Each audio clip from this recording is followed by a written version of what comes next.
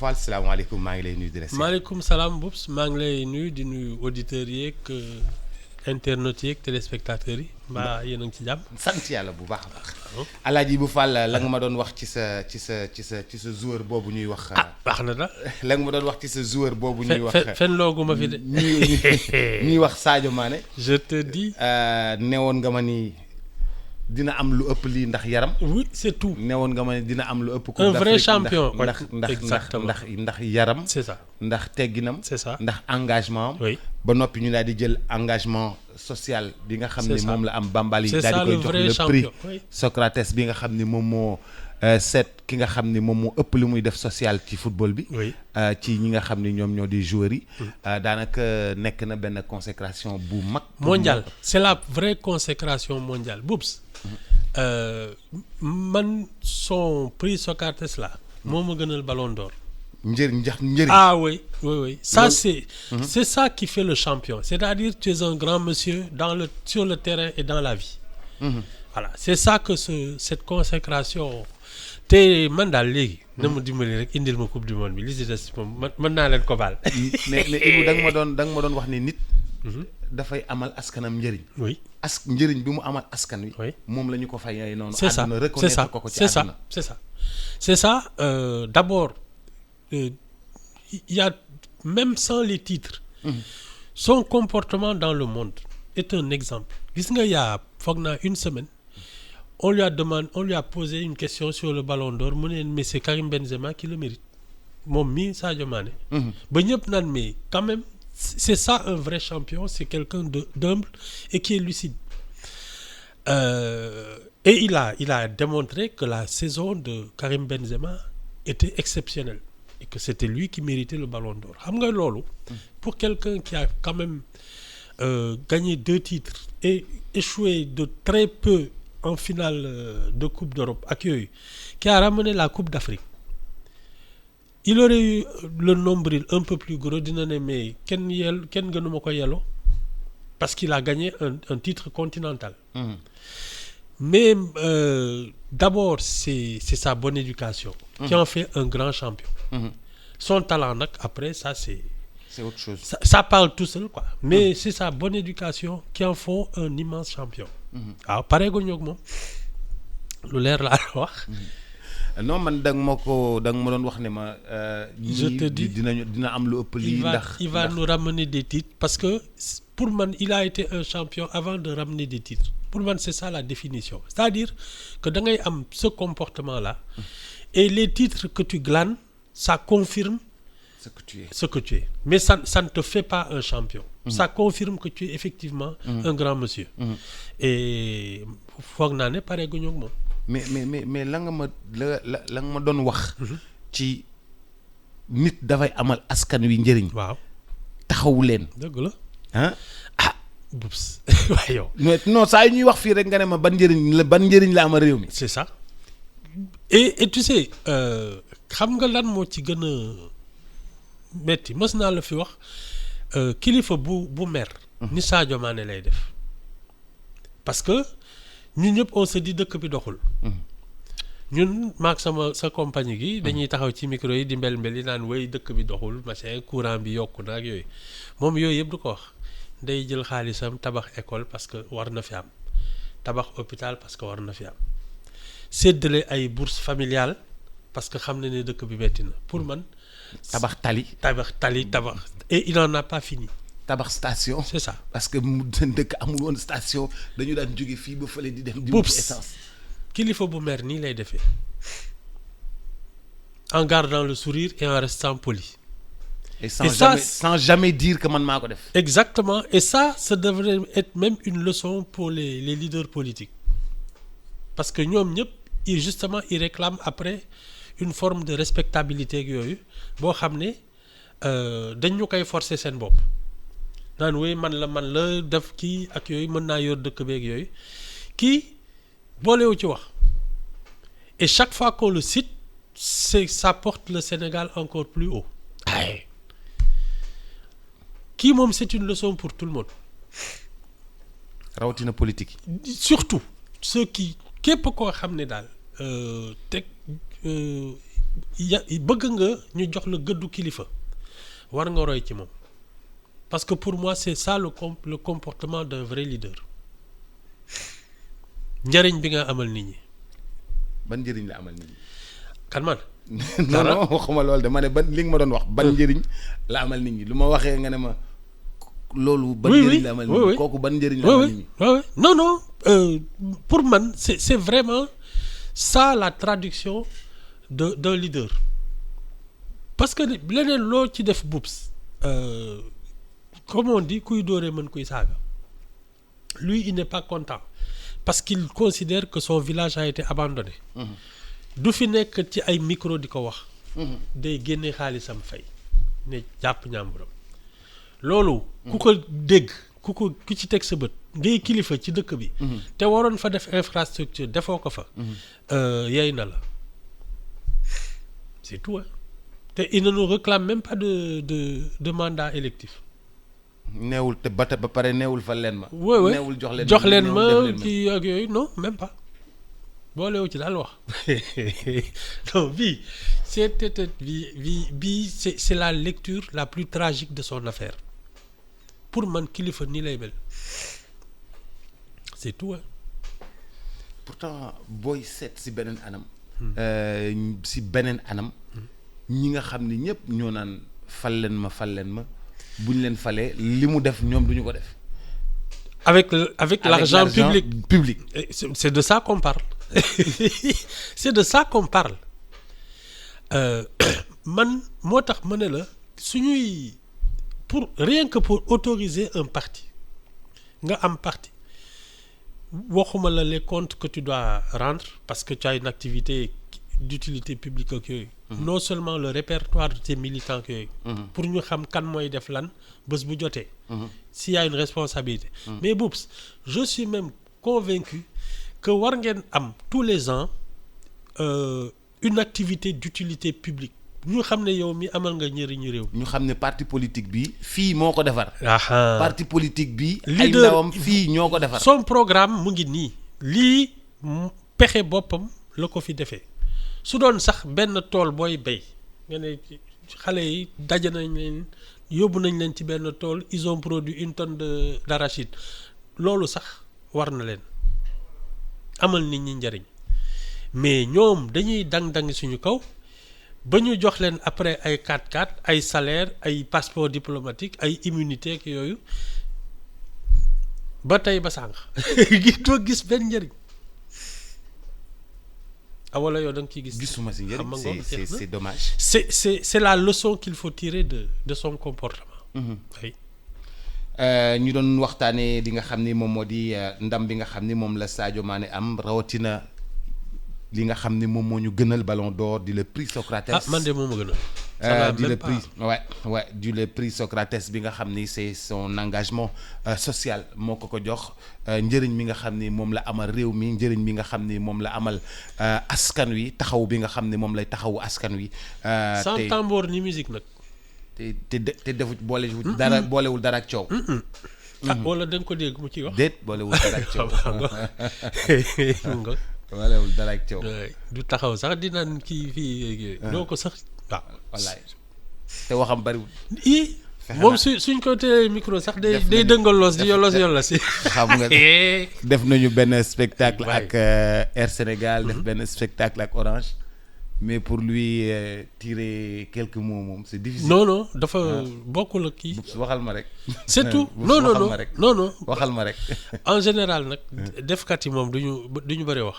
nii def dëgg. seen wax lu ci bëri de. non man je te dis c'est la leçon que toute la scène publique doit garder de son histoire là. waaye. macha allah Ibou 9h tegal 31 minutes bu ñu jàllee ci beneen chapitre daal di dem ci li nga xam ni moom moo di chapitre politique ñi nga xam ni ñoom ñoo di maanaam ki nga xam ni moom moo di leaderu Pastef moom de ma ngay dox di def tournée.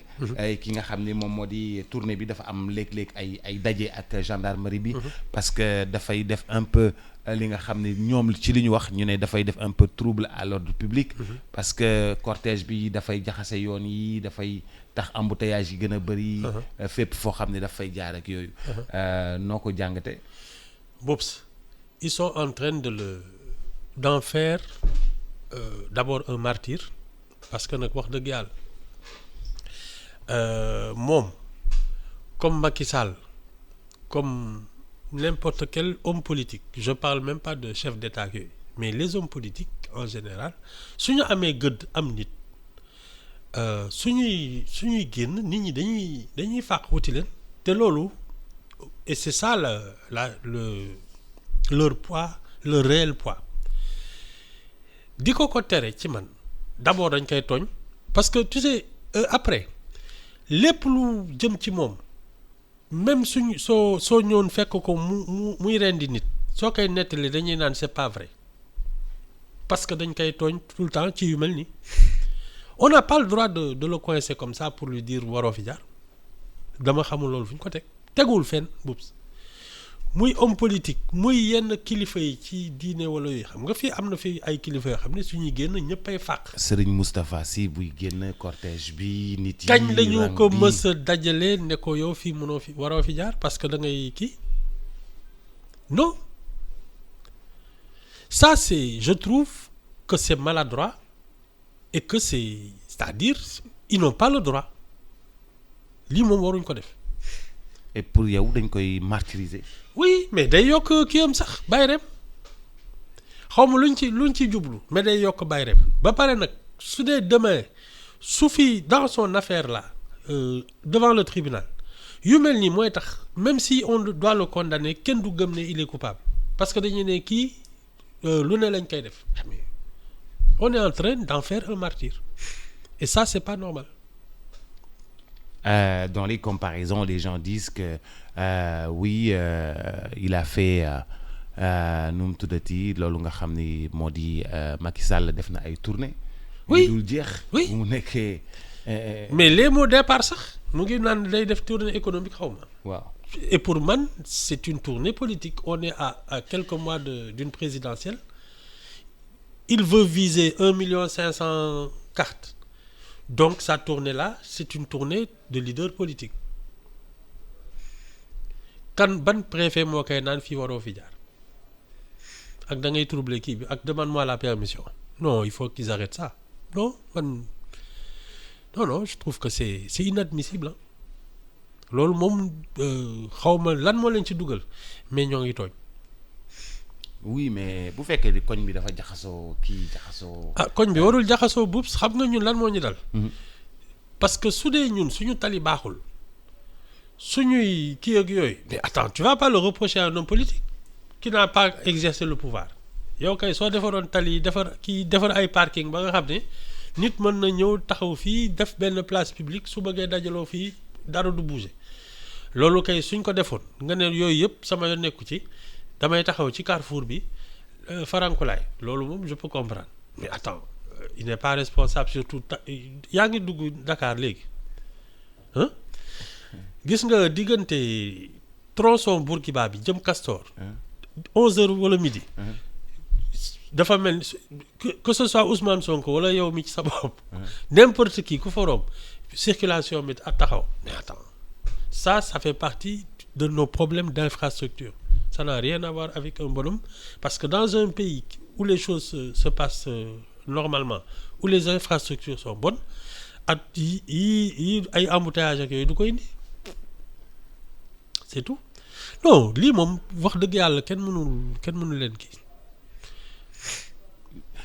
dañ ko tooñ ba pare foofu et puis c'est maladroit parce qu'on est entré en période politique il faut qu'on comprenne que ce sont des enjeux sérieux li ñuy def nañu xam ne nañ koy teg ci yoon mais ils peuvent pas faire ça et Macky Sall dans un mois va faire la même chose et personne ne lui dira waroo fi jaar. mais c'est pas duñu même carrure duñu même kii c'est un président. non justement il faut faire la différence entre le président de la République et l'homme politique. ah non bokkul. donc le Macky Sall qui va sortir dans un kii taxaw fii ne moom léegi il veut nañu revendre des cartes kii APR xaw ma la il veut 1,5 million kii.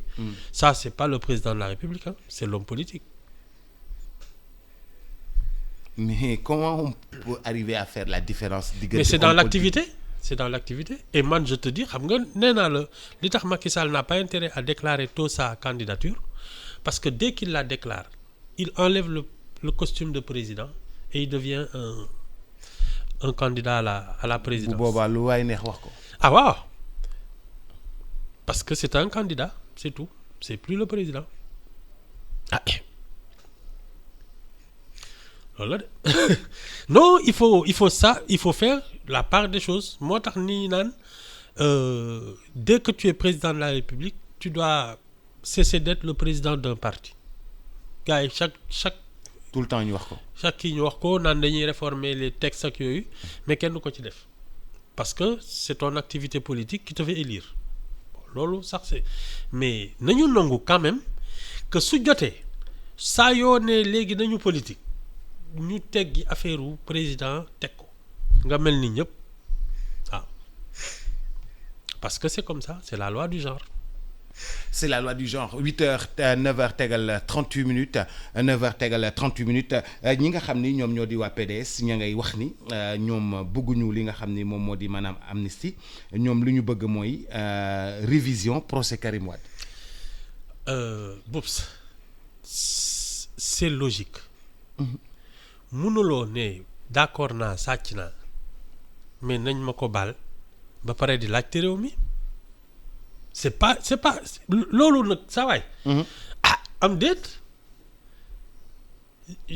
d'accord naa ne daal vraiment 138 milliards yi maa ko lubal mais c'est pas grave comme léegi effacé nañ ko joxlaan ma réew mi loolu ban làkk la. kooku bu ñu la ko joxee ñaata ngay jël.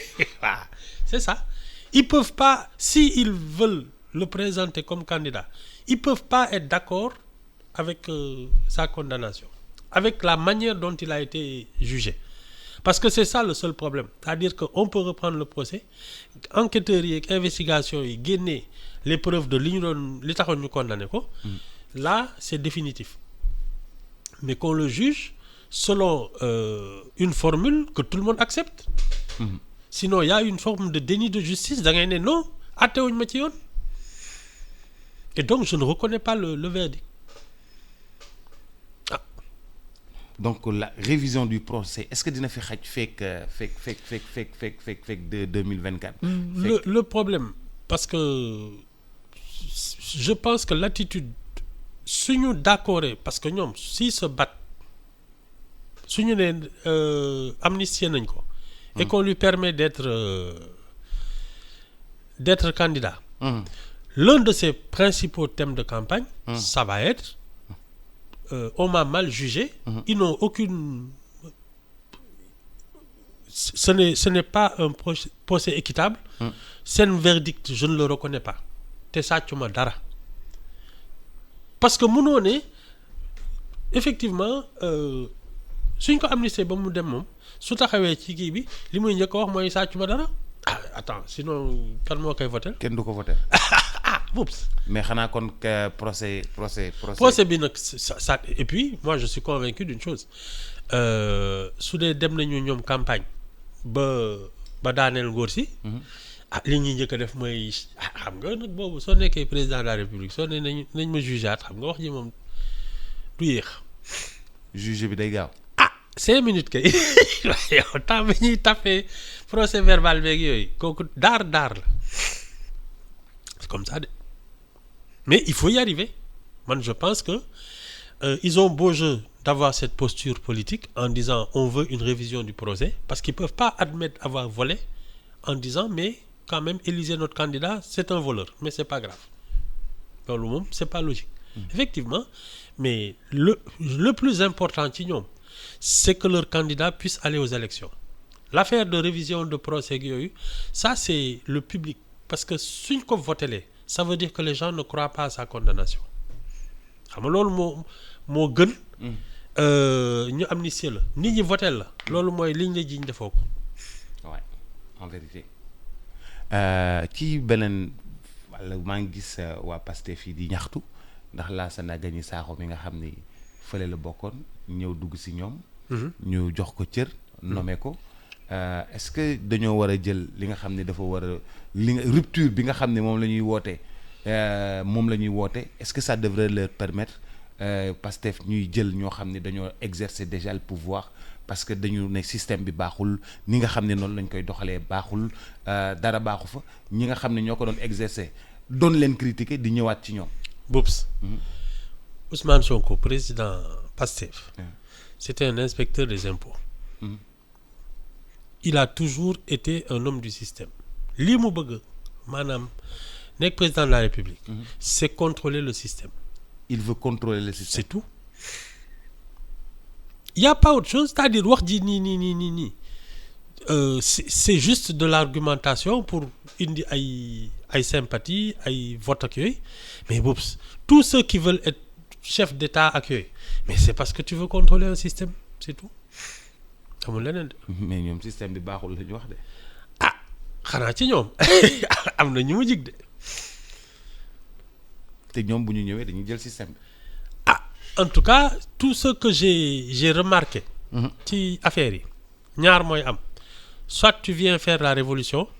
Et dans ce cas c'est très rare que ce soit des élections ak yooyu ñoo koy indi. C'est vraiment des problèmes. de sursaut national. mooy genre coup d'état wala genre daal dëkk bi jaxasoo boo xam ne benn waay mooy génnee fële ne xaaral man mii maa am pexem. En général ce genre de personnage exceptionnel ñoom ñooy changer bouleverser un peu l'histoire.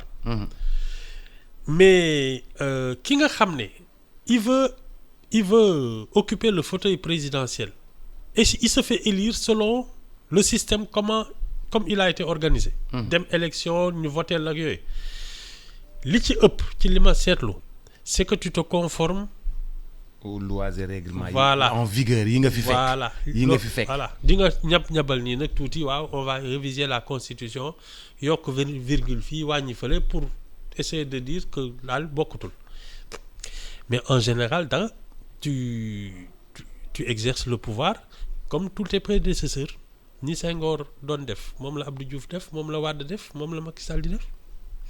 keneen ku ñëw noonu lay def. kon ñi lay wax Wade lu mu doon wax naan day soppi est-ce que jot naa soppi. Bon il n'avait pas la même démarche que Abdou Diouf am na leneen lu mu effectivement su Wade par exemple ay France ay Banque mondiale ay FMI yooyu c'est-à-dire toutes les institutions qui dictaient leur politique à Diouf moom daf leen teg fële di def moom lu mu xam. En leur disant yéen gënu leen ma jàng li may def xam naa ko. Ça au moins il l'a changé. foofu am na soppi. ah oui te li gën a tax tubaab bi sax ne kii kat jóg ci moom jot na mooy bi mu fi commencé génne armée française. moo leen génnee fële ca marine ba. non dafa leen naroon génne ci yëpp bi Macky Sall ñëwee la leen delloosi mais sinon et ça c'était une manière de couper parce que fii nag loo fi bëgg a def te armée française a ngi fii waaw dañ koy wax rek mais on n'est pas encore souverain. ah déedéet taa aussi. Mali lu ñu bëgg a def te armée française nekku fa. ah dañ koy génne moom soo bëggee dëgg xam ne yow mii la neex ngay def ñooñu ngay njëkk génne ci dëkk bi jël sa armée teg ci dëkk bi yëpp mu wër ne yow yaay dogal fi mu nekk nii mais tant que tu n'as pas ça on fait semblant rek mais c'est pas une indépendance hein. On fait semblant mais c'est pas une indépendance. Oui toi aussi voilà. Ibu yow ñun ñuy liggéey di kii. yore suñu dëkk nga naan ñu fu fekk waaw mais xam nga dafa souveraineté dëgg d'abord pour man elle est économique. Parce que day fekk lépp loo fi jëfandikoo yow yaa koy defal sa bopp. xam ñun tollooguñ foofu. voilà. ma ngoog seetal li fi ne yëpp ñun li ñuy lekk dañ koy importer. li ñuy jëfandikoo li ñuy dawal li ñu kii ak yëpp. dañ koy importer. bunt yeeg yooyu yëpp dañ ñu koy indi di ñu ko defal. waaw ana indépendance bi su gars yi xëyoon bés ne daal léegi nañu tëj port dara dootu fi dugg mais ñu 6 mois ñu commencé lot. 6 mois kay bari na. En tout cas. L'activité du pays se résume au port. pratiquement les droits de douane d'ailleurs fonctionnement état bi une bonne partie ce sont les droits de douane le droit fiscal ak yooyu enfin li douane daal di jël ci kii bi commerce bi. ak imagine un peu nga toog presque at amoo recette douanière tu fais comment. dootoo mën a fay. xam naa kon Macky Sall Solex lay daw day wàcc ci limousine bi commencé dawal Solex. maa ngi la doon wax ne. ñooñu kooku nga xam ne ñi nga xam ne dañuy génne ci yeneen parti transhumant yi ni nga koy bañ a waxee waaw transhumant yi. waaw ni ma koy bañ a waxee boog di ko rafetal.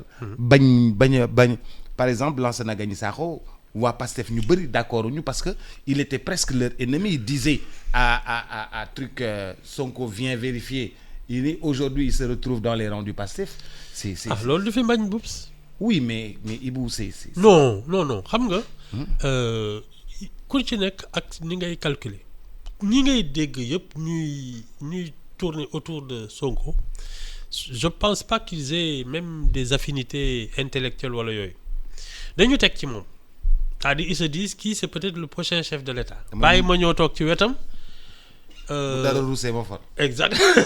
Exactement donc loolu tu n'as pas besoin d'avoir des trucs parce que ñoom est-ce qu'ils ont des débats sur les programmes sur ceci sur cela déedéet da ngay xëy bés rek ne man daal vraiment damay ñëw bokk ci yéen loolu mooy man daal balaa affaire bi di départ ma ñëw toog waaw su départ ñu pousse oto bi su tàkkee ma dugg ci su tàkkul ma ne xam naa di nga xëyaat xuloo ne bon man sax xamoon naa ne demu leen fenn daal di claquer bunt bi dem seeti fii affaire bi neexee. C'est juste des gens qui veulent être aux premières loges du pouvoir. Et ils se disent, effectivement, Ousmane Sonko, pour l'instant, ce gars est demee deuxième tour moom ak Macky Sall. Ça veut dire qu'il y a une majorité qui vote contre Macky Sall. Et donc, tu as plus de chances de voir les gens voter pour son opposant que pour le truc. Macky Sall moom su demee deuxième tour. Ça veut dire qu'il y a une majorité. Enfin, man... xam naa léegi nga ne ma da lay wóor ne day dem non yow kay leer na la day dem yow li ma jàngal ci constitution bi. li ma jàngal ci tubaab ci constitution bi leer na ni day dem ma ko sax. leer na ni day dem kii 1,5 000 cartes. waaw nga xam ne le vote qui lui permet d'être majoritaire c'est à peu près 2,5 millions jëm 3 millions de votes. waaw de vote. xam nga soo amee yow kese. 1,5 million. de militants. Ça veut dire que parce que militant bu ne dina góorgóorlu ba indi quelques ñaar wala ñetti kii. lu mu tudd. su dee chaque militant indil na ko benn votant wala ñaar. ça fait 3 millions de voix. et ça veut dire que gagné na. dès le premier tour. mais. man de loolu laa fi gisagul. 1,5 million cartes. ku nekk indil ko kenn mbaa ñaar. benn rek ku nekk indil ko benn rek. ça fait 1,5 million votants supplémentaires. Ça fait 3 millions de voix. Tu as plus de 50%. mais moom amatul jotu dem ci na ma ko defee woon 2007. ni ma ko defee woon 2000 jot boobu rek waaye yow taw si jot boobu rek yow lii ñuy inauguré rek di kër yi à ton avis c'est quoi. léegi Sadio Mané soo amee kii sax mu yónnee kii. tweet mais adduna bi yëpp a tweet nag Ibou nag. waaw adduna bi yëpp a tweet nag bàyyi li ngay def nag. waaw adduna bi yëpp tweet. non man kay j'ai rien contre mais daal xam naa ne temps yi moom mu ngi doxoon ci tali bi di naan kii gars yi naan ko vraiment 3e mandat bi c'est une demande sociale ñoom xaw ma naka Kandé nu mu tudd. Cheikh Kanté docteur. ne ko non il faut vraiment que ñu wàññi loxoom pour mu dem xam nga yooyu moom départ na. foog ñu wàññi loxoom pour mu bokk. loolu de la docteur Kanté wax man ñii daal nañu uti scénariste parce que lii moom wax dëgg yàlla kenn xamul lu muy nuru non attends kii il a envie li muy def yëpp c'est pour y aller waaw nga naan ko non il faut ñu wàññi sa loxo. mais ça veut dire que yow pour yow léegi c'est clair c'est clair quand quelqu'un dit que je veux vendre dans mon parti 1,5 million cartes. waaw parce que ce sont les militants qui ramènent xam nga l'électorat en général ce n'est pas que les militants. Il y a une majorité silencieuse des gens qui militent nulle part. ñoom bokkuñu ci dara dañuy xëy di liggéey di wàcc. ba élection jot ñuy doog a naan kan moo fi tane. daal di la sànnil. 1,5 million militants. ñoom ñooy bunt ak bunt. ne voté leen suñu candidat. waaw léegi yow su dee chaque militant te ramène un électeur ça te fait 3 millions de votes te loolu à peu près mooy majorité bi ci sama xam-xam bu gàtt. noonu de laa ko liire man xaw ma yow. waaw non 3 millions d'électeurs la moom bu gaaw sax. su dee ku ci nekk benn électeur la indil. waaw. tu as 3 millions de votes. Et 3 millions de voix, ça te permet de passer au premier tour. Je pense que ça fait au moins 50%. 51%, disons. Ni, à la louche. C'est beaucoup alliés. Ah, ouais, alliés, bon, il doit les considérer comme des militants de la paix, parce que ça va gagner de famille, ils commencent à dire qui dit d'Endesi. Voilà. Non. Ibou. da ngay jékki-jékki di ko ne de Ibou. gars yi kat ñu ngi commencé di ko jegeñ si. Ibou da ngay jékki-jékki yow da nga bëgg ñu def. grand parti. benn congrès grand parti boo xam ni. Macky Sall ak ñi mu àndal ñëpp les gens en parlent depuis longtemps. Macky Sall ak ñi mu àndal ñëpp ñu fusionné. waaw de toute façon la coalition Benno Bokk Yaakaar fonctionne presque. comme ça. comme s'ils avaient déjà fusionné. voilà. depuis attelage UPS BDS voilà ak yooyu voilà di ñooy ànd daal parce que pour man l'APR c'est même pas un parti politique c'est une machine électorale ils font semblant nii rek de oui mais c'est une machine électorale au service de Macky Sall sinon man dégguma seen ay instances dégguma lenn loo xam ne ñu ngi koy def mu nuru activité de parti politique. APR defuñu dara lu nuru activité de parti politique. dégg nga ay réunion hebdomadaire ay affaires yooyu ay congrès ay.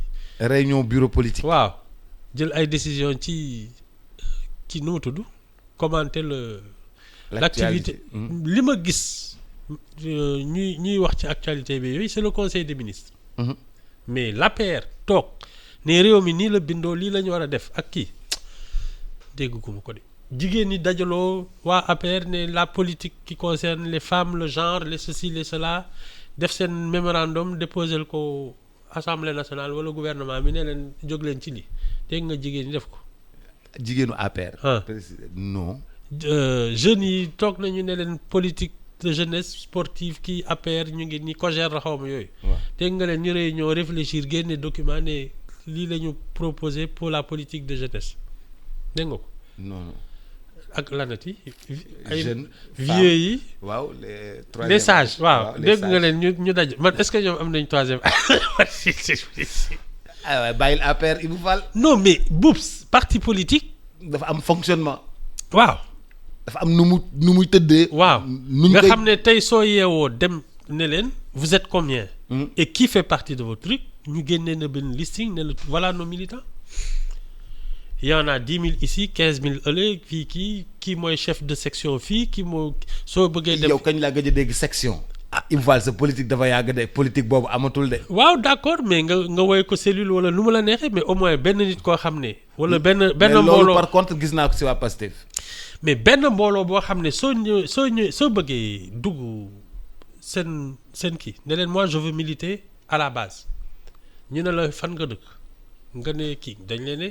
voilà la cellule wala la section tu vas t'inscrire là-bas ngay yéeg di yéeg ba keroog ñu lay boole ci instance nationale yi. wala du loolu. ok APR nooy def tey soo bëggoon militer Guédiawaye. cellule APR. tu ferais comment. non il faut que Macky parachute la. bu la parachuté non c'est pas un parti politique c'est une machine électorale c'est ça la vérité. ñoom ay programme ak yooyu ça ne les intéresse pas li leen intéresse mooy suñ demee élection gagné toog loolu de laa fi gisuma. mais quand même nag dañuy gagné de ils sont forts. Macky Sall de loolu la xam. élection dong la xam li si des nag moom mënuma ko garanti mais élection moom.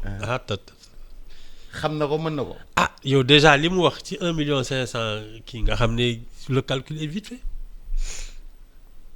1,5 million militants soo ko amee mais attends chaque militant te ramène un électeur c'est terminé. loolu damay wax ji. après militant bu nekk nga sas ko benn électeur. ah waaw wala ñaar. wala ñaar moom day ëpp. ñaar moom 60% 70% nga jëm 80% kay nga jëm. score soviétique. waaw kay. Alaaji Ibou Fall maa ngi lay gërëm. ah waaw. ba suba ak jàmm ba suba ak jàmm. d'accord sa xarit Mouhamadou Kandji ngi lay nuyu. ah waaw nu mu def moom. ah. nu mu def dégg naa tey moom moo nekkoon ci kii bi. waaw moo nekkoon ci xarala gi. waaw góor. waaw soxna Fatima dafa xaw a tawat. waaw d'accord mais kii dafay sol ay kii doo leen ko yónnee inspection des finances. kan si. Kandji. dafa sol daal yi mu sol. ah. ay Jordan la xawam. ah. Attends. il faut l'auditer. Ibou Fall Jordan Cheratu. ah wala ñu réviser procès mbokk yeeg xarit yi tey i rajo am na 4 ans i rajo am na 4 ans